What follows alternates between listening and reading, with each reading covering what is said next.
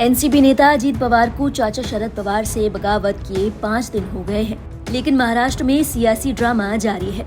पवार परिवार की सियासी जंग दिल्ली तक पहुंच गई है। एनसीपी चीफ शरद पवार ने दिल्ली में राष्ट्रीय कार्यकारिणी की बैठक बुलाई है। इससे पहले बुधवार को अजीत पवार और शरद पवार गुट ने विधायकों और समर्थकों की बैठक में शक्ति प्रदर्शन किया। इसी बीच सामने आई एक रिपोर्ट में बताया गया कि बीजेपी ने एक आंतरिक सर्वे के नतीजों से सबक लेते हुए एनसीपी में टूट का खेल करवाया है। रिपोर्ट में बीजेपी के सूत्रों के हवाले से कहा गया कि पार्टी ने कुछ ही दिनों पहले एक निजी कंपनी के सहयोग से महाराष्ट्र में एक सर्वे करवाया था। इस सर्वे में एकनाथ शिंदे के साथ मिलकर सरकार बनाने के बाद बीजेपी की स्थिति, आगामी लोकसभा चुनावों में बीजेपी को कितनी सीटें मिलने की संभावना है और लोगों के बीच पार्टी की छवि के बारे में राय इकट्ठा की गई थी। रिपोर्ट में कहा गया कि पार्टी के सूत्रों के अनुसार सर्वेक्षण के नतीजे चौंकाने वाले थे, क्योंकि सर्वे की रिपोर्ट बता रही थी कि शिंदे के साथ गठबंधन करने से बीजेपी को बड़ा नुकसान हुआ है, जबकि बीजेपी को उम्मीद थी कि इससे फायदा होगा। इतना ही नहीं, इस सर्वे में शिंदे के साथ साझेदारी करने से भाजपा के वोट परसेंट में करीब 1.7% की कमी आने की आशंका जताई गई थी। इसके अलावा आगामी लोकसभा चुनावों में भी शिंदे गुट और बीजेपी के एक साथ चुनाव लड़ने पर सिर्फ 25 सीट पर जीत की संभावना जताई गई थी, जबकि बीजेपी के पास वर्तमान में 23 सांसद हैं। रिपोर्ट में कहा गया कि बीजेपी शिंदे गुट के साथ समझौते से हुए नुकसान की भरपाई अजीत पवार को एनडीए में शामिल करके करना चाह रही है।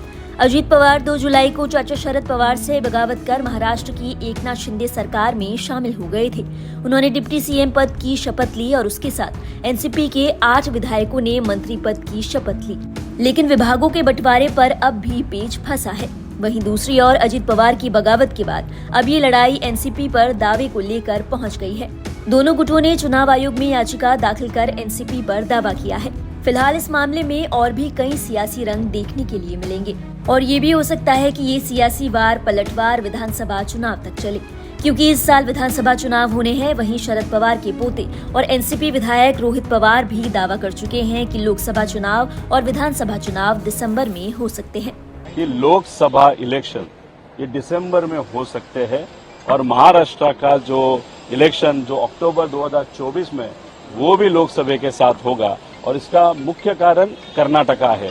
कर्नाटका में भाजपा का जो हार हुआ उससे लोकसभा के जो नंबर्स है वो कम हो सकते हैं और वो अंदाज वो अभी मध्य प्रदेश में भी है, वो अंदाज उत्तराखंड में भी है, वो अंदाज अभी हरियाणा भी है और महाराष्ट्र में तो परिस्थिति बहुत ही खिलाफ है बीजेपी के। इसीलिए अभी दिसंबर में लोकसभा और महाराष्ट्र की विधानसभा का इलेक्शन हो सकता है और महाराष्ट्र का कुटुंब फैमिली जो बीजेपी ने तोड़ा गया सिर्फ और सिर्फ इलेक्शन के लिए, व्यक्तिगत हित के लिए उन्होंने तोड़ा है, ऐसा हम सबका कहना है।